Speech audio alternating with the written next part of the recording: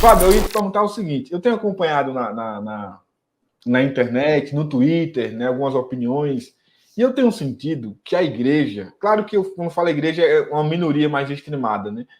Tratam os homossexuais, o público LGBT, como inimigos. É a ideia do eles contra nós, e nós contra eles, como se a igreja fosse o certo e eles fossem os errados. Como se houvesse uma guerra, não só ideológica, mas para além da ideologia, entre igreja e homossexualismo. Eu queria que você comentasse sobre isso. A igreja deve tratar os homossexuais como inimigos, na sua opinião, Fábio? Ô, Israel, na verdade, cara, essa aqui é a minha opinião sincera mesmo, meu coração. Eu acho que a igreja deixa a desejar a questão de cuidado desse público homossexual. Sim. Porque eu penso que é uma guerra terrível que esses caras vivem, mano. Uma guerra. E nós precisávamos, em todas as igrejas, denominações, ter um departamento específico para cuidar dos homossexuais. Você acha Nós que a temos... igreja deveria acolher? Sim. Nós temos departamento de missões, nós temos departamento de família, nós temos departamento de casais. Cara, nós temos departamento de adolescente, nós temos departamento de jovens, nós temos departamento infantil. Então, a igreja precisava de um departamento específico, de alguém que, de fato, estude e também ame esse público e se preparar, porque nós estamos perdendo. O Israel, sim, nós temos a Bíblia e nós cremos nela. E na Bíblia diz que os afeminados, os homossexuais, não herdarão o reino dos céus. E nós hoje temos essas igrejas inclusivas que estão arrebanhando um monte de homossexual para ela. Cara, essas igrejas estão doutrinando um monte de gente para ir para o inferno, cara.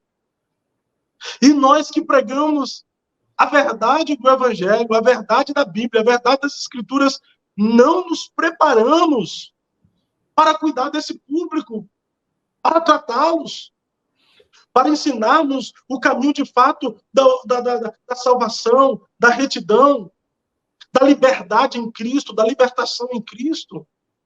Então nós deixamos a desejar nessa questão, Israel, de cuidar, de amar, de zelar. Pode ser que eu não tenho, eu estou dizendo isso, mas eu me responsabilizo também, porque se for para eu cuidar, eu não sei como cuidar, cara. Eu não sei, sinceramente, eu não sei se eu tenho paciência para ensinar o caminho, para orientar, eu não sei se eu tenho capacidade suficiente para, enfim, fazer alguém lutar a vida toda contra o seu instinto, contra a sua vontade e contra o seu... Mas tem gente que tem, irmão. Tem gente que tem esse chamado, é um chamado específico, que eu penso que em toda igreja, toda instituição, toda denominação tem. A gente só precisa descobrir quem são esses chamados e vocacionados para essa tarefa da igreja. É igual o campo missionário.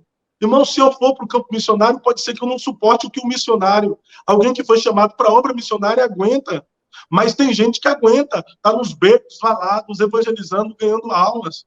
Se eu for cuidar de adolescente, talvez eu também não aguento cuidar de adolescente. Mas tem gente que tem todo cuidado especial com adolescente.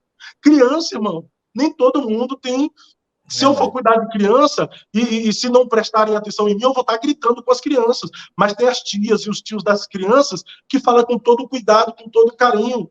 Então, assim, eu penso que para esse pessoal que veio da homossexualidade, precisa ter um departamento específico para cuidar deles. Agora sim, vamos separar aqui.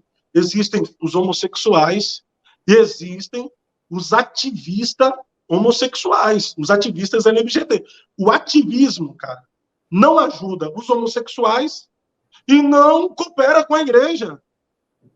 Os ativistas LGBTQI, YA+, que a cada dia colocam uma letra diferente, esses ativistas é que se tornaram inimigos da igreja, não a igreja que se tornaram inimigos deles.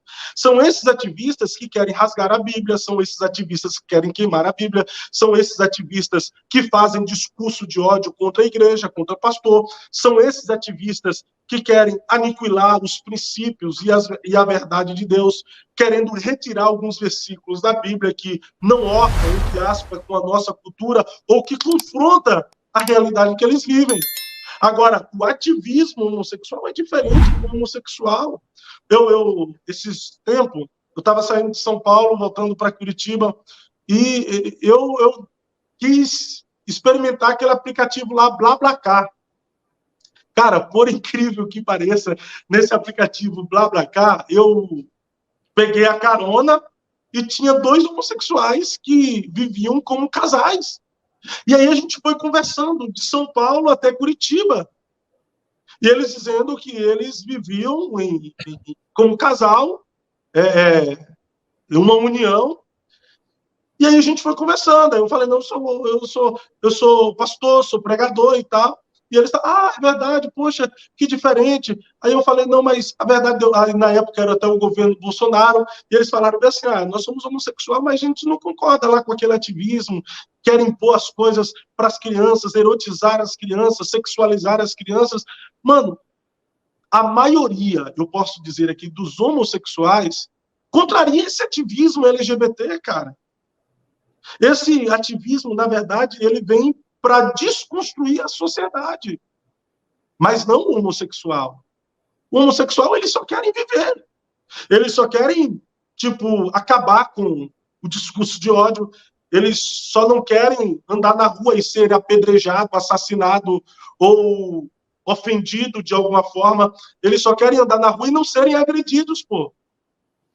E pela igreja, eles só querem ser amados, cuidado. Então, assim, se tiver um departamento específico nas denominações para cuidar, cara, eu acho que a gente pode, com a ajuda do Espírito Santo, alcançar muitas vidas. Ô, Fábio, para a gente só rapidamente, para a gente mudar de pauta, você não acha que a igreja, criando esse departamento, ela vai estar apoiando o homossexualismo? Não, pô. Pois é, a palavra de Deus, ela por si só confronta. Mas dependendo da forma como ela é pregada, em vez de confrontar, ela será usada para agredir, como agressão. Então, a palavra que confronta, sendo usada com amor, você acaba salvando as pessoas, trazendo as pessoas para você. E assim, você não vai concordar, porque a palavra não deixa a gente concordar, mano. A palavra não deixa a gente concordar com a prática homossexual. É pecado, cara. Leva para o inferno, como eu já disse, que as outras práticas também, não comparando com as outras práticas, mas que as outras práticas que a Bíblia também diz que é pecado. Então, assim, não tem como, quem carrega como princípios, valores, não tem como rasgar a Bíblia e dizer, olha, gente, a partir de... A nossa cultura é outra, a nossa geração é outra, então algumas coisas que a Bíblia pregava no passado já não ornam. Não tem como, a Bíblia é inerrante, a Bíblia ela é atual, ela não muda. Não tem variações de dúvidas a respeito da Bíblia. Só que ela precisa ser pregada com amor. E esse público, de fato, precisava. Mano, tem um monte de homossexual incubado dentro da igreja. Tu sabe disso, velho? Eu? Não sei não. Sabe, pô? Entendeu? Agora, o meu medo também, é quando um cara desse, como o Gessé, que influenciou, entre aspas, muita gente, JA, vem e se declara homossexual, influenciar. E aí a gente não tem ninguém cuidando dessa galera, que a gente percebe pelo trejeito, pelo... Existem crianças e adolescentes que faltou uma figura paterna para ele ser másculo, entendeu? E aí pode ser que ficou meio afeminado, a gente entende isso.